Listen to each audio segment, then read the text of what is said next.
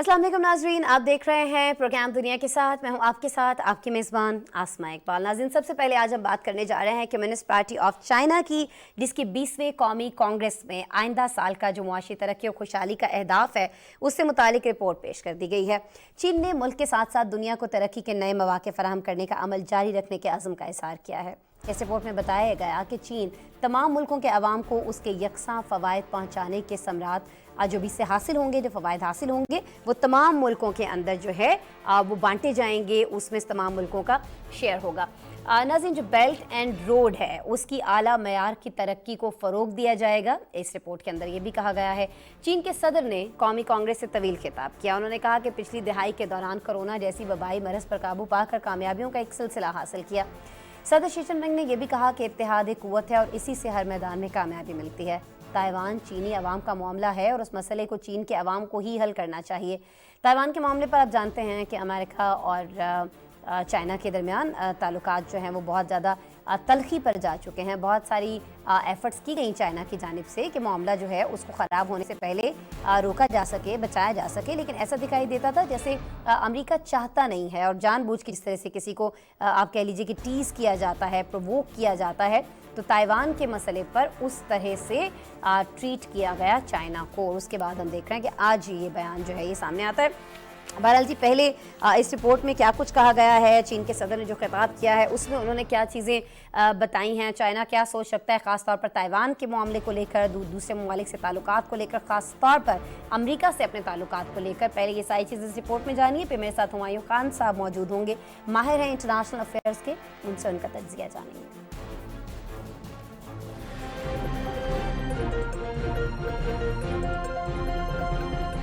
Communist party of China की 20वीं कौमी Congress Beijing में हुई। कौमी कांग्रेस के नुमाइंदों के अलावा गैर वाबस्ता शख्सियात और मुतल्लिका जिम्मेदार अफराद भी इस इजलास में शरीक थे। चीन के सदर शी जिनपिंग ने सीपीसी की 19वीं मरकजी कमेटी की रिपोर्ट पेश करते हुए बताया कि चीन आला मयार की तरक्की को फिरोग देगा। रिपोर्ट में वाज़ेह किया गया है कि चीन अब एक जदीद सोशलिस्ट मुल्क की जामे तामीर के नए सफर का आगाज कर रहा है। चीन सोशलिस्ट मार्केट इकोनॉमी इस्लाहात की सिमत पर कारबंद रहेगा। वसाइल की तकसीम में मार्केट के फैसलाकुन किरदार को मुकम्मल तौर पर बरोकार लाएगा। रिपोर्ट में ये भी बताया गया कि चीन नई तरक्की के साथ दुनिया को नए मौके फराहम करने का अमल जारी रखेगा और आलमी मईशत की तरक्की को फिरोग देगा और तमाम ममालिक के अवाम को इसके समरात पहुँचाएगा। चीनी मीडिया के मुताबिक सीपीसी की 20वीं नेशनल कांग्रेस की रिपोर्ट को बैनुल अक़वामी बिरादरी में नुमाया तवज्जो मिल रही है। आलमी बिरादरी ने उम्मीद जाहिर की कि सीपीसी यकीनी तौर पर नए अजीम जदोजहद के साथ नए अजीम मंसूबे तश्कील देगी। फ्रांसीसी खबर एजेंसी एपीएफ के मुताबिक चीन की सदर शी जिनपिंग ने बीजिंग के ग्रेट हॉल ऑफ पीपल में कम्युनिस्ट पार्टी के मंदूबीन से गुफ्तगू में कहा कि चीन हर तरह की बालादस्ती और ताकत की सियाहत की सख्ती से मुखालफत करता है, सर जंग की जहनियत की मुखालफत करता है, दूसरे ममालिक की मुल्की सियासत में मुदाखलत की भी मुखालफत करता है, दोहरे म्यार की मुखालफत करता है। ताइवान के मामले पर वाज़ेह किया कि ताइवान के मसले को हल करना चीनी अवाम का मामला है और उसे चीनी अवाम को ही हल करना चाहिए। चीनी सदर के बकौल चीन खुद मुख्तार जमहूरी ताइवान को अपनी सरजमीन के हिस्से के तौर पर देखता है। चीन के सदर शी जिनपिंग ने अमेरिका के साथ कशीदा ताल्लुकात का जिक्र किए बगैर कहा कि बीजिंग ने आलमी सिफारतकारी में सर जंग की जहनियत की मुखालफत की है। उन्होंने कहा कि बीजिंग मौसमियाती तब्दीली के खिलाफ आलमी जंग के लिए पुरअज़्म है। 101 साला कम्युनिस्ट पार्टी ऑफ चाइना अवामी जमहूरियत चीन के कयाम के बाद से 73 साल से बरसर इक़्तिदार है। सीपीसी की कौमी कांग्रेस और इसके जरिए तश्कील दी जाने वाली मरकजी कमेटी सीपीसी का आला तरीन रहनुमा अदारा है। सीपीसी की कौमी कांग्रेस हर 5 साल बाद मुनाकिद होती है। बिल्कुल जी, ये 20वीं रिपोर्ट थी कौमी कांग्रेस से मुतालिक। इस हवाले से रिपोर्ट आपने देखी है और अभी हमारे साथ गेस्ट मौजूद हैं हुमायूं खान साहब, माहिर बैनुल अक़वामी उमूर, उनसे बात कर लेते हैं, उन्हें वेलकम करते हैं। अस्सलाम वालेकुम हुमायूं साहब। जी अस्सलाम वालेकुम आसमा, थैंक यू। हुमायूं साहब, बहुत शुक्रिया आपके वक्त के लिए। अच्छा हुमायूं साहब, आज ये जो 20वीं कौमी कांग्रेस से मुतालिक रिपोर्ट पेश की गई है और हम जानते हैं कि पार्टी का क़याम हुए 101 साल मुकम्मल हो चुके हैं। कुछ मैं चाहूँगी कि इस हवाले से अगर पहले आप बता दें जो पार्टी का क़याम है उसके बाद से अब तक जो इनकी खिदमात हैं और फिर ये जो रिपोर्ट है इसका क्या मकसद है, कितनी अहमियत की हामिल होती है जो रिपोर्ट जारी की जाती है। जी, थैंक यू। ये बेसिकली तो हर 5 साल के बाद जो है सीपीसी का जो है इनेकाद किया जाता है, और इस दफ़ा जो सीपीसी हुई है उसमें तकरीबन 2000 2900 के करीब के जो है उसके मेंबरान हैं, और उसके अंदर जो है वो बड़ी सिलेक्टिव किस्म की होती है। तकरीबन 90 मिलियन के करीब कम्युनिस्ट पार्टी के जो है मेंबरान हैं ओवरऑल चाइना के अंदर, और पूरी जो है अक्रॉस द बोर्ड सोसाइटी जो है, इसमें टेक्नोक्रेट्स हैं, इसमें बिजनेसमैन हैं, इसमें स्पोर्ट्समैन हैं, इसमें म्यूजिशियंस हैं। तो एक बड़ा एक जो है ना डेमोक्रेटिक विद चाइनीज कैरेक्टरिस्टिक एक अमल होता है, जिसके थ्रू ये लोग मिलते हैं और फिर ये बहुत सारी चीज़ों के ऊपर फैसला करते हैं कि इन्होंने क्या करना है। ये वाली जो सीपीसी इस वक्त मुनक्किद हो रही है, जो एक दिन पहले हुई और अभी इसके काफ़ी सारे जो है वो चलने हैं, सेशन चलने हैं।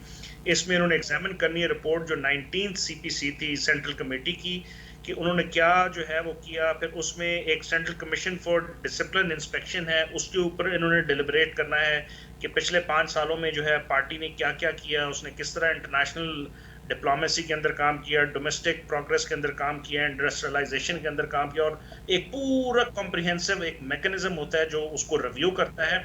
और फिर जो है ये सिलेक्ट कमेटी करती है, पोलिट ब्यूरो के स्टैंडिंग कमेटी के मेंबरान को सिलेक्ट करती है, और फिर आइंदा आने वाली लीडरशिप को भी ये सिलेक्ट करती है। और इस वक्त जो है 20th सीपीसी है, ये इस वक्त इसलिए अहमियत की हामिल है क्योंकि इस वक्त जो उनके मौजूदा सेंट्रल कमीशन के जो चेयरमैन हैं शी जिनपिंग हैं, जो उनके सदर भी हैं, उनको तीसरी दफ़ा शायद इलेक्ट किया जा रहा है या री इलेक्ट किया जा रहा है। मुख्तलिफ इसके एनालिसिस हैं, और वो एक लाइफ टाइम मेंबर होंगे, और प्रेसिडेंट माओ के बाद, ये चेयरमैन माओ के बाद, ये ऐसे लीडर होंगे जो सुप्रीम लीडर के तौर पे होंगे। इसका एक सबसे बड़ा फायदा जो हमें नजर आ रहा है वो ये है कि कॉन्टिन्यूटी इन पॉलिसी जो है हमें नजर आ रही है, और चाइना ने फैसला कर लिया है कि इस मौजूदा सदर के तहत उन्होंने अपनी आइंदा आने वाले जो डेकेड्स हैं उसके अंदर किस तरह प्रोग्रेस करनी है। तो एक बहुत अहमियत का हामिल ये मौका है। और फिर उन्होंने चाइना की प्रोग्रेस, चाइना, अच्छा आपको एक थोड़ा सा, अगर आप मुझे एक आध मिनट और दें, आपको चाइना की जीडीपी के अगर मैं तनासुब से बताऊं, इस वक्त चाइना ने एक 1.14 ट्रिलियन युआन, जो तकरीबन 16 ट्रिलियन यूएस डॉलर बनते हैं, उसको पिछले 10 सालों में उन्होंने अचीव किया। कंपेयर टू अगर उससे पहले देखें तो वो 54 ट्रिलियन युआन था जो उनकी जीडीपी थी, जो तकरीबन आधी बनती है 8 ट्रिलियन युआन। तो ये दुनिया के तनासब से देखें तो 18.5% वर्ल्ड इकोनॉमी जो है वो इसके अंदर आती है, और ये 7.2% ग्रोथ थी। फिर चाइना को अगर आप और बहुत सारी चीज़ों के अंदर देख लें, इस वक्त वो रैंक करते हैं गंदम की ग्रेन आउटपुट के अंदर देखें तो दुनिया का सबसे बड़ा मुल्क है। मैन्युफैक्चरिंग सेक्टर के अंदर देखें तो लार्जेस्ट इन द वर्ल्ड है। फॉरेन एक्सचेंज रिजर्व के अंदर देखें तो लार्जेस्ट इन द वर्ल्ड है। तो this is like an economy which is growing at a tremendous pace. तो उनकी जो डिसीजन मेकिंग बॉडी है, जो सीपीसी है, जो हर डेकेड में 2 दफ़ा मिलती है और फिर रिव्यू करती है क्या, तो मेरा ख्याल है कि एक हिस्टोरिक मोमेंट है। इसको दुनिया के बहुत सारे ममालिक बड़ी तवज्जो से देख रहे हैं कि क्या आने वाले दिनों में चाइना अपना एक ट्रैजेक्टरी देखेगा, ये कोर्स ऑफ एक्शन लेगा। तो मेरा ख्याल है पाकिस्तान के लिए भी बड़ी अहमियत का हामिल है, लेकिन दुनिया के लिए बहुत अहमियत का हामिल। अच्छा, दुनिया के लिए अहमियत की आप बात कर रहे हैं, तो हम जानते हैं कि चीन बेल्ट एंड रोड प्रोजेक्ट जो है उसको आला मयार की तरक्की को फ़रोग देने जा रहा है। कहा यह गया है कि जी इसको जितना ये पहले जिस ग्रेड पर था इससे इसको ज़्यादा अपग्रेड किया जाएगा। और हम ये जानते हैं कि चीन की जो सरमायाकारी है इस स्कीम में 100 से ज़ायद ममालिक जो हैं वो शामिल है इस प्रोग्राम के अंदर। इसका मकसद ज़ाहिर यही है कि एशिया से यूरोप तक कदीम शाहराह रेशम जो है, जो तिजारती रास्ता था, उसको जदीद वर्जन उसका जो है वो दुनिया को दिया जा सके। और G7 ने भी इसके मुकाबले में रवां साल ये अपना मंसूबा पेश किया, जिस पर हमने आपका तज्जिया भी लिया था, रिपोर्ट भी शामिल की थी। ये बता दीजिएगा कि ये जो चीन और G7 की जानिब से शुरू किए गए मंसूबे हैं, इससे कम तरक्की याफ्ता ममालिक को क्या फ़ायदा हासिल हो सकता है? ख़ास तौर पर ये जो चाइना का चीन बेल्ट एंड रोड मंसूबा है, और ये दूसरा जो इसके मुकाबले में मंसूबा लाया जा रहा है G7 की जानिब से, वो ज़्यादा फ़ायदा देने जा रहा है इन ममालिक को या चाइना? मेरा ख्याल है कि मैं पहले आपका जो सवाल का पहला हिस्सा है कि जो बेल्ट एंड रोड इनिशिएटिव है, जिसमें 100 से ज़्यादा ममालिक हैं, जिसमें 30 से 35 से ज़्यादा इंटरनेशनल ऑर्गेनाइजेशन हैं, जिसमें बहुत सारे और हैं, तो मेरा ख्याल है अगर उसको तनासुब को ले लिया जाए तो ये प्रेसिडेंट शी जिनपिंग जो उनके मौजूदा सदर है और जो अब तीसरी दफ़ा जो है लाइफ टाइम सदर बनने वाले हैं, उम्मीद की जाती है, जो एनालिसिस है बहुत सारे लोगों का, ये उनका फ्लैगशिप प्रोजेक्ट है। उसको जो है ना उन्होंने infrastructure connectivity, people to people contact, cyber connectivity, तो जो उनका मॉडल उन्होंने पेश किया चाइना के लीडरशिप होने की हैसियत से, वो ये है कि लोगों को इकोनॉमिक कनेक्टिविटी के तहत मिलाया जाए ताकि कॉन्फ्लिक्ट कम से कम हो, लोगों की इंटरडिपेंडेंस बने और दुनिया के जो ममालिक आपस में मुख्तलिफ वजहों से दूर हो रहे थे वो मिल जाएं। ये एक बहुत अहमियत का हामिल है। उसके बाद G7 ने उसके ऊपर बहुत सारे एनालिसिस हो सकते हैं। मैं अगर उसका पॉजिटिव एनालिसिस करूं वो यही है कि उन्होंने सोचा कि एक ईस्टर्न वर्जन है और एक वेस्टर्न जो अमेरिका की लीडरशिप के अंदर है वो भी बहुत अच्छा है। अगर वो उसको सिर्फ नेगेटिविटी के तौर पे या मुकाबले के तौर पे ना लें और वो ही इन्वेस्टमेंट करें, उसमें फ़र्क तो बहुत ज़्यादा है। इनकी जो है वो $1 ट्रिलियन प्लस की वो इन्वेस्टमेंट है, उनकी जो है वो 500 मिलियन बिलियन के करीब की है, लेकिन इट्स एक्सेप्टेबल। अगर हेल्दी कंपटीशन हो और जो डेवलपिंग कंट्रीज हैं वो उससे फ़ायदा उठा सकें, तो हमें जो सबसे ज़्यादा पाकिस्तान के पॉइंट ऑफ व्यू से मैं कहूँगा वो ये है कि हमने देखा कि क्लाइमेट का जो कैटास्ट्रफी हमारे ऊपर आई है उसमें हमने देखा कि जो वेस्टर्न वर्ल्ड है उनकी तरफ से, कुछ जर्मनी की तरफ से बहुत अच्छे इनिशिएटिव थे, कुछ और यूरोपियन ममालिक की तरफ थे, लेकिन जो डेवलप्ड वर्ल्ड की तरफ से रिस्पांस होना चाहिए था नहीं है, कंपेयर टू चाइना ने जिसमें कोविड के ऊपर बहुत ज़्यादा हेल्प की डेवलपिंग कंट्रीज की, उसके अलावा क्लाइमेट चेंज के ऊपर की, उसके अलावा इंफ्रास्ट्रक्चर बिल्ड करने में की। तो मेरा ख्याल है फ़र्क बहुत ज़्यादा वाज़ह होता जा रहा है कि चाइनीज प्रेसिडेंट शी जिनपिंग का जो ये vision of belt and road और जिसका सीपैक जो है फ्लैगशिप प्रोजेक्ट है, ये एक बहुत ही कंस्ट्रक्टिव तरीके के ऊपर जा रहा है कंपेयर टू जो वेस्टर्न इनिशिएटिव हैं, जिसमें बहुत अच्छे इनिशिएटिव भी हैं। लेकिन मैं ये नहीं चाह रहा कि इस वक्त हम कंपैरिजन करके कहें कि वेस्ट बुरा है और चाइना अच्छा है, लेकिन इनकी अच्छी चीज़ें बहुत हैं और वेस्ट को चाहिए कि इसके साथ मैच करके दुनिया में कोलैबोरेशन और प्रमोशन ऑफ इंटरेस्ट किया जाए। जो हमारा ग्लोबल नॉर्थ और ग्लोबल साउथ के अंदर डिस्पैरिटी है उसको ख़त्म किया जाए, इंफॉर्मेशन टेक्नोलॉजी का जो है वो आपस में ताउन किया जाए, जो आपकी हाई एंड टेक्नोलॉजी है उसका किया जाए, चिप इंडस्ट्री जो अमेरिका और चाइना की लड़ाई हुई है उसके अंदर जो है ग्लोबल साउथ पॉजिटिव इसको बना सकते हैं उतना पॉजिटिव बनाया जाए, और बजाय इसके कि दोनों का तकाबुली जायज़ा या फिर यूँ कह लीजिए कि इनके दरमियान कोई मुकाबला रखा जाए, उससे बहुत बेहतर है कि अगर इनको मिलाकर एक नज़र से देखा जाए कि इससे ज़्यादा से ज़्यादा फ़ायदा कैसे उठाया जा सकता है, तो ये बहुत ज़्यादा बेहतर होगा पूरी दुनिया के लिए ही, और ख़ासतौर पर इन 100 से ज़्यादा ममालिक के लिए जिनकी हम बात करें। अच्छा, पॉजिटिविटी की आपने बात की, तो कहीं ना कहीं हमें चाइना की ये जो तरक्की हो रही है, इसकी मीशत की तरक्की हो रही है, बहुत सारी और चीज़ों में जैसे चाइना आगे जाता हुआ दिखाई दे रहा है, ममालिक को मिला रहा है, पॉजिटिविटी दिखाने की कोशिश कर रहा है, लाने की कोशिश कर रहा है, तो इसमें कहीं ना कहीं नेगेटिविटी घोलने की कोशिश की गई थी ताइवान के मामले पर। आज उस पर बड़ा वाज़ेह मौक़िफ़ जो है वो आ गया है। उन्होंने ये कहा है कि ये जो ताइवान है ये ख़ास तौर पर चीन का मामला है और उसे चीनी अवाम ने खुद ही हल करना है, ज़ाहिर है वहाँ भी अवाम चाइना ही के हैं। तो ये जो मैसेज दिया गया है, आपको लगता है कि इससे अमेरिका कुछ ना कुछ बेहतरी लेकर आएगा उन मामलात में जो ताइवान को लेकर पिछले दिनों में दिखाई दिए? देखिए, हमें उम्मीद तो यही करनी चाहिए क्योंकि ये हाईएस्ट लेवल ऑफ उनकी डिसीजन मेकिंग थी, जिसमें उनकी सीपीसी का 20वां इजलास हुआ। उसमें प्रेसिडेंट शी जिनपिंग ने कुछ 4 घंटे से ज़्यादा की तकरीर की, एक बहुत कॉम्प्रिहेंसिव जो है अपनी future foreign policy, domestic policy, security policy, national security policy को जो है ना उसके कंटूर्स को वाज़ह किया। ये उसकी कंटिन्यूएशन है जो कुछ अर्सा पहले जब हम आपके किसी प्रोग्राम में आए तो हमने एक चाइना के वाइट पेपर का जिक्र किया जिसमें उन्होंने बताया कि ये हमारी रेड लाइंस हैं, इसको ना किया जाए। अमेरिका की जो पॉलिसी विज़ावी ताइवान है वो यही है कि पीपल्स रिपब्लिक ऑफ चाइना जो कि चाइना इस वक्त है उसको वो रिकग्नाइज करते हैं 71 ऑनवर्ड और 79 ऑनवर्ड जब से डिप्लोमेटिक रिलेशन हुए। लेकिन पिछले चंद महीनों में उनकी जो स्पीकर ऑफ असेंबली हैं, उसके अलावा कुछ और उनके डेलीगेशन है, तो उसने जो उनका स्ट्रेटेजिक एम्बिग्विटी से स्ट्रेटेजिक क्लैरिटी का वाला जो एक आंसर था उसको वाज़ह करने की कोशिश की, जिसने कॉन्फ्लिक्ट को प्रमोट किया। उसमें चाइना ने फिर अपनी मिलिट्री ड्रिल्स की और फिर बहुत सारे और चीज़ों को वाज़ह किया, लेकिन इस हाईएस्ट फोरम से चाइना ने बता दिया कि ये हमारा अंदरूनी मामला है, खुदारा आप इसको प्रोवोक करने की ना कोशिश करें, अगर किया जाएगा तो हम तमाम तर जो है अपने रिसोर्सेज को बराए कोर लाते हुए जो है हम कुछ फैसला कर सकते हैं। तो मेरा ख्याल है ये एक बड़ा अहम फैसला था तमाम डेलीगेट्स का और तमाम पार्टी का, पोलिट ब्यूरो का, सेंट्रल मिलिट्री कमीशन का, कि उन्होंने अपनी रेड लाइन वाज़ह फिर कर दी। तो मेरा ख्याल है इससे शायद जो है वेस्टर्न ममालिक और पर्टिकुलरली अमेरिका को वो सबक हासिल अच्छा, करना अमेरिका के चाहिए। बारे में हम ये भी जानते हैं ना कि बहुत सारी जगहों पर इंडो ताइवान का मामला है या दूसरी उनकी टेक्नोलॉजीज जो हैं, जैसे चिप सेक्टर था, उसके हवाले से भी पिछले दिनों खबर आई थी कि उस पर पाबंदी लगाई गई। कहा यह जाता है माहिरीन की जानिब से, मैं और आप भी इसी शो के अंदर बहुत बार बात कर चुके हैं कि जो चाइना की बढ़ती हुई तरक्की है, इसको इससे चूंकि अमेरिका खाइफ है, तो इसको रोकने के लिए कहीं ना कहीं ऐसे हरबे जो इस्तेमाल किए जाते हैं। तो ये जो दोनों ममालिक के दरमियान एक खफगी पाई जाती है, जो ताल्लुकात में सर्दमहरी पाई जाती है, इससे आपको नहीं लगता कि तिजारत को तो नुकसान हो ही रहा है, दोनों मुल्कों की आपसी मईशत को तो हो ही हो रहा है, दुनिया का इसका बहुत ज़्यादा खमियाजा जो है वो भुगतना पड़ रहा है? हुमायूं साहब।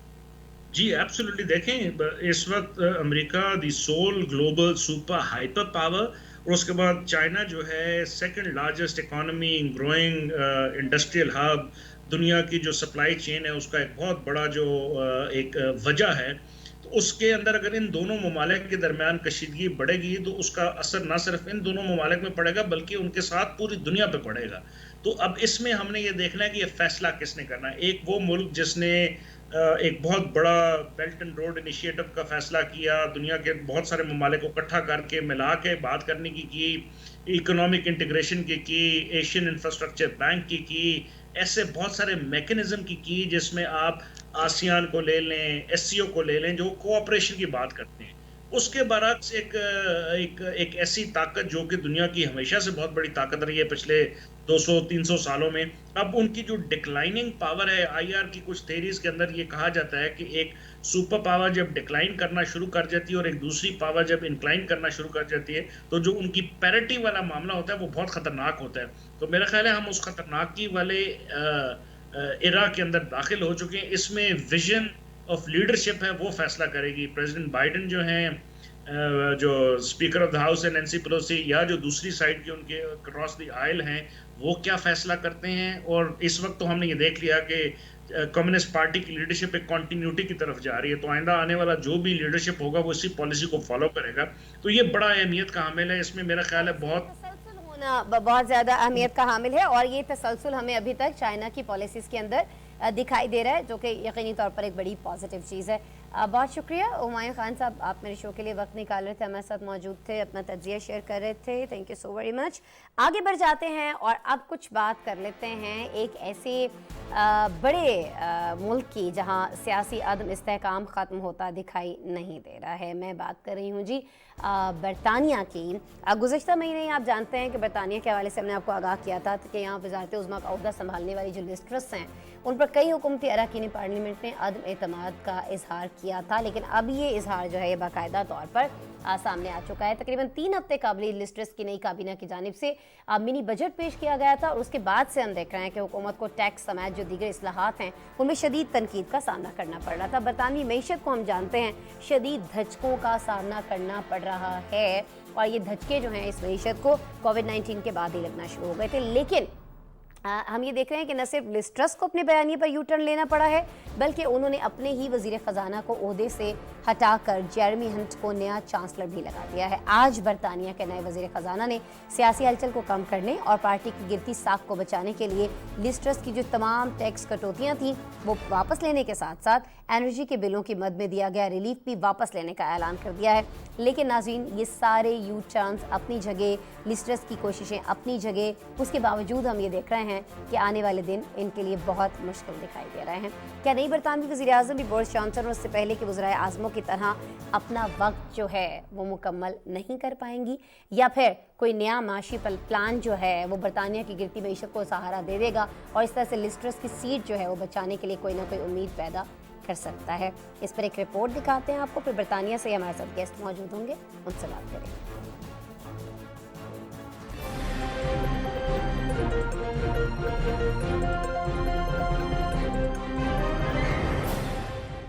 बरतानिया की नौमुंतखब शुदा वज़ीर आज़म लिज ट्रस का ओहदा खतरे में पड़ गया।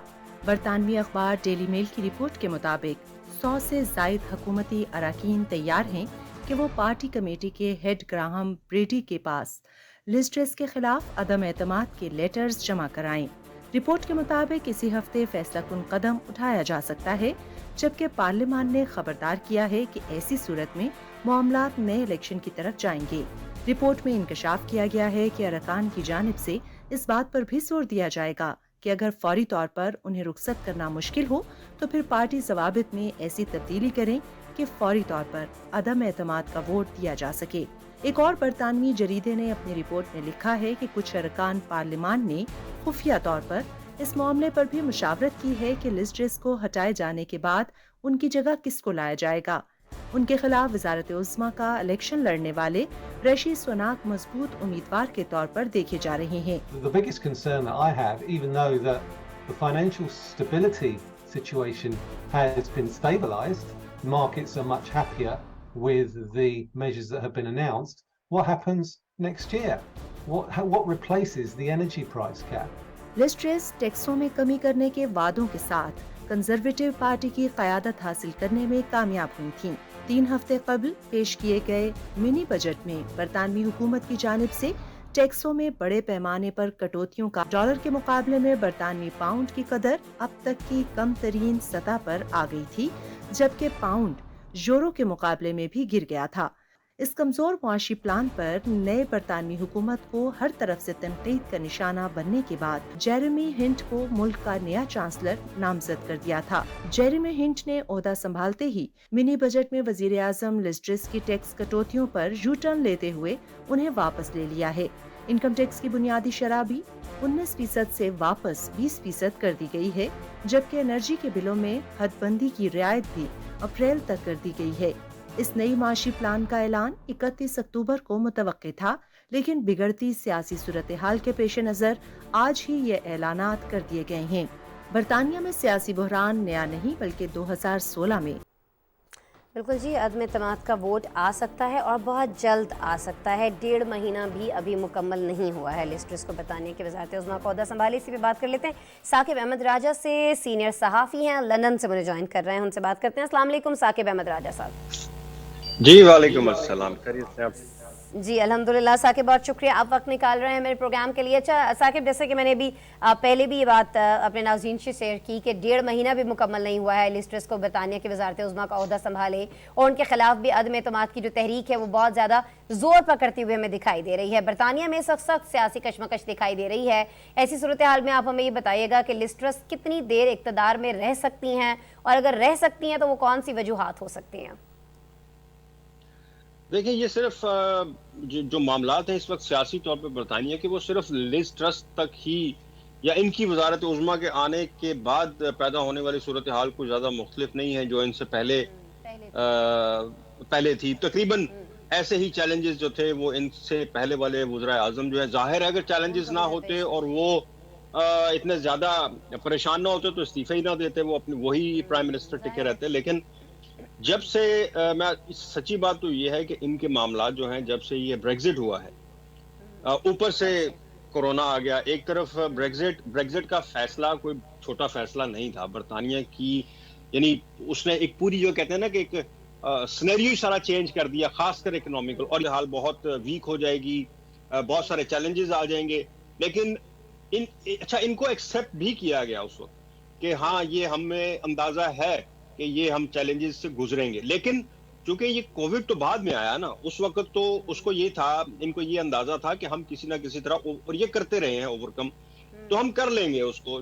2-3 साल हमारे मुश्किल गुजरेंगे और उसके बाद हम वापसी की तरफ चलना शुरू हो जाएंगे। लेकिन कुदरती आफात से तो कुदरती तौर पर अगर आपके ऊपर कोई आफत आ जाए उससे तो आप नहीं निपट सकते, और एकदम से कोविड आ गया, और कोविड ने तो पूरी दुनिया में ही जो है ना बड़ी बड़ी इकोनॉमीज डैमेज कर दी है।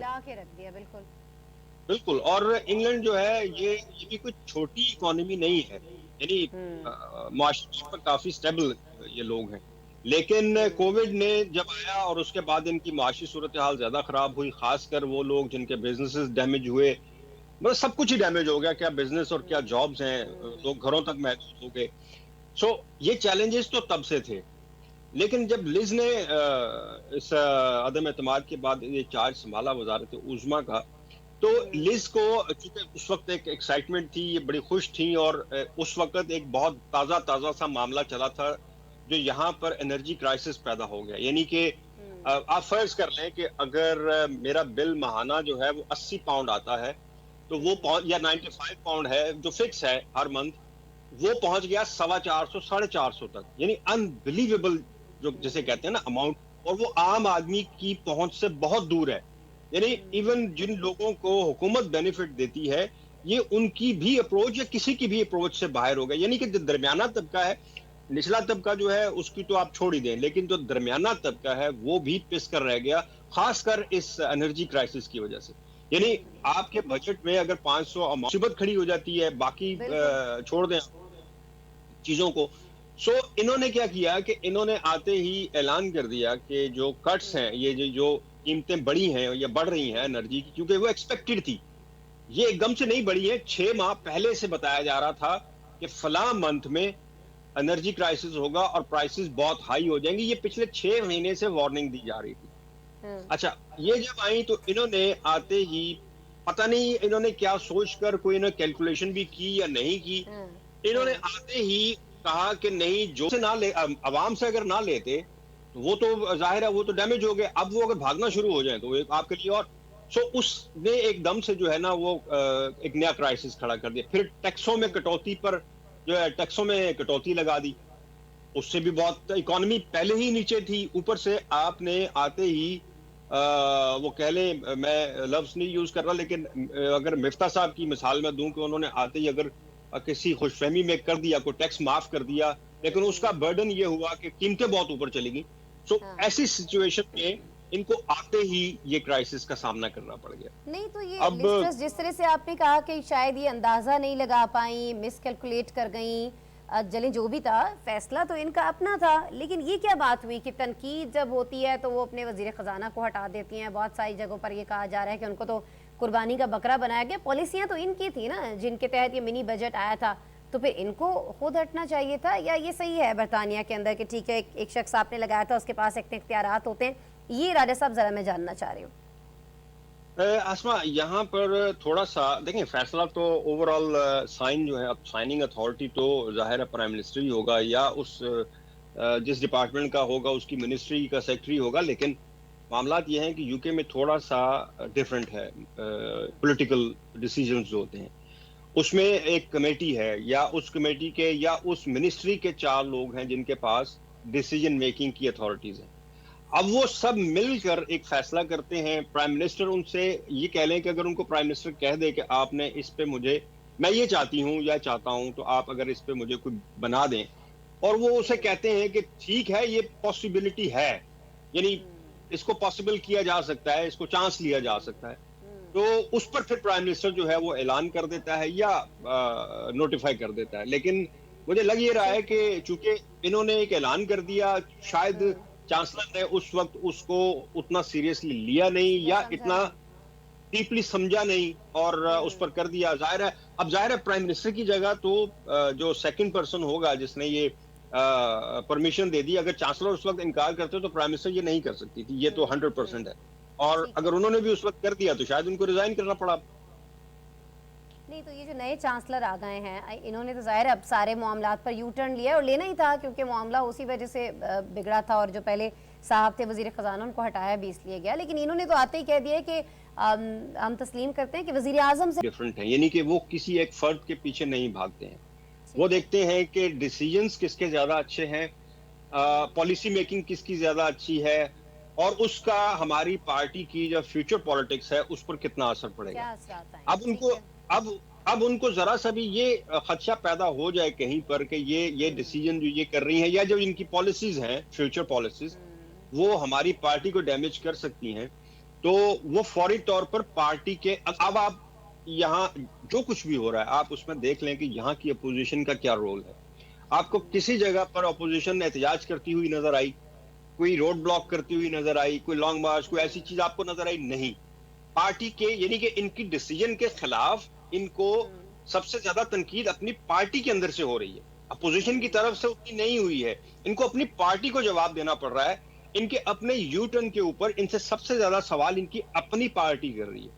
बताया तो ये भी जा रहा है कि आज जो एमपीज में पार्लियामेंट हाउस ऑफ कॉमन्स में एक सेशन था जिसमें लिज ट्रस ने जवाब देने थे अपोजिशन के सवालों के या एमपीज के, तो यानी अरकान पार्लियामेंट के, तो वो वहां पेश नहीं हुई और उनकी जगह पे जो नए चांसलर हैं वो पेश हुए और उन्होंने सवालात के जवाब दिए।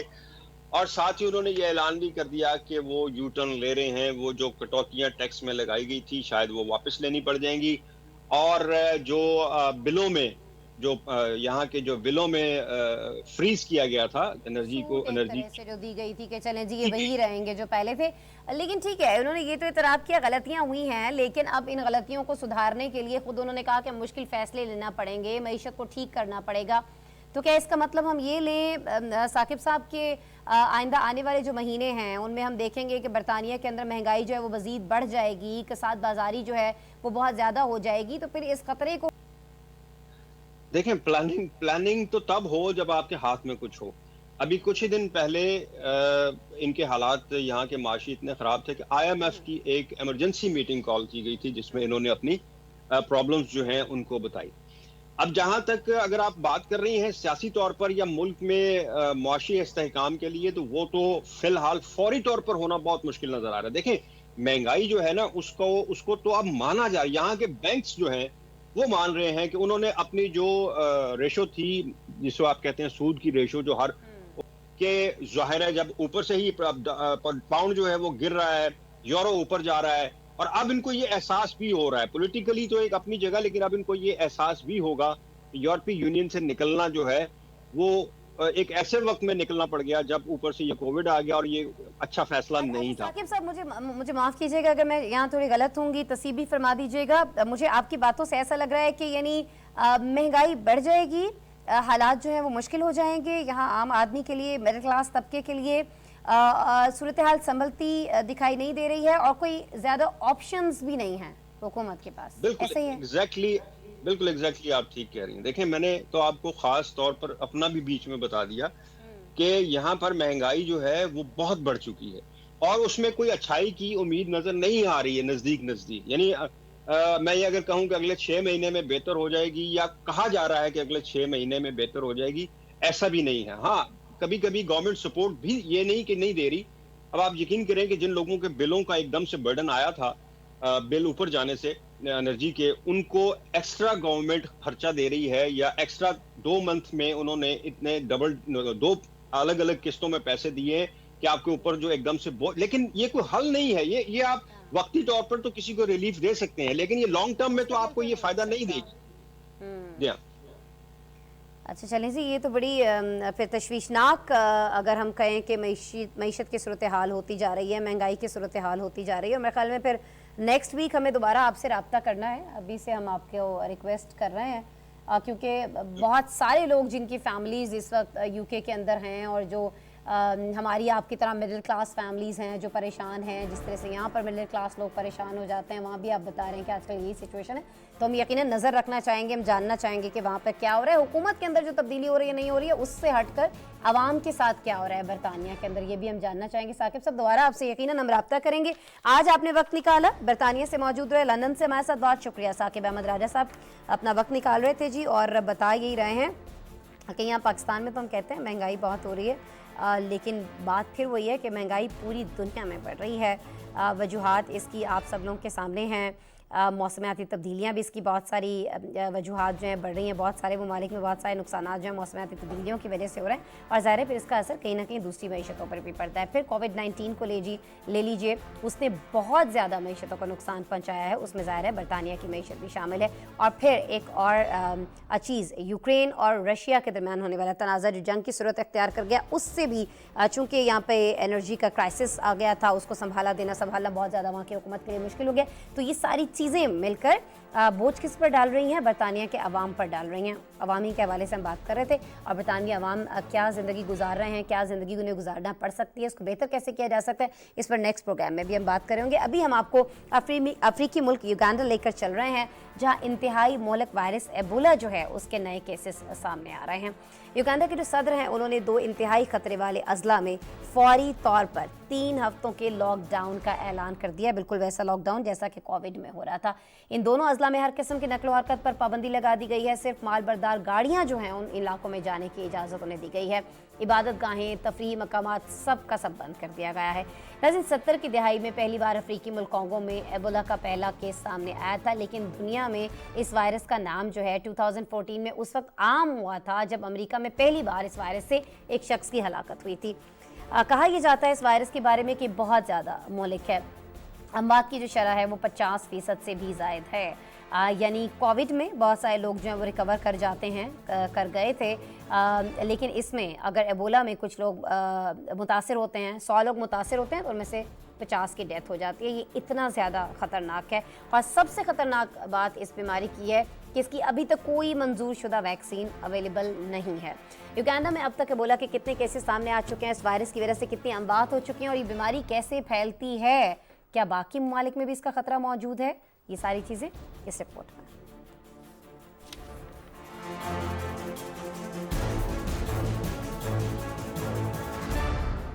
युगांडा की वजारत सेहत के मुताबिक वायरस की नई लहर के दौरान अब तक मुल्क में 58 केसेस रिकॉर्ड हुए, जबकि 19 अमवात हो चुकी हैं।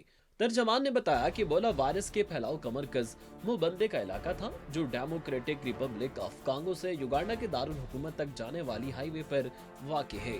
ये वायरस कांगो में ही पहली बार 1976 में दरियाफ्त हुआ था और इन दोनों ममालिक में सबसे ज्यादा पाया जाता है। उस सदी के आगाज में युगांडा में उस वायरस से 200 से ज्यादा अफराद हलाक हुए थे।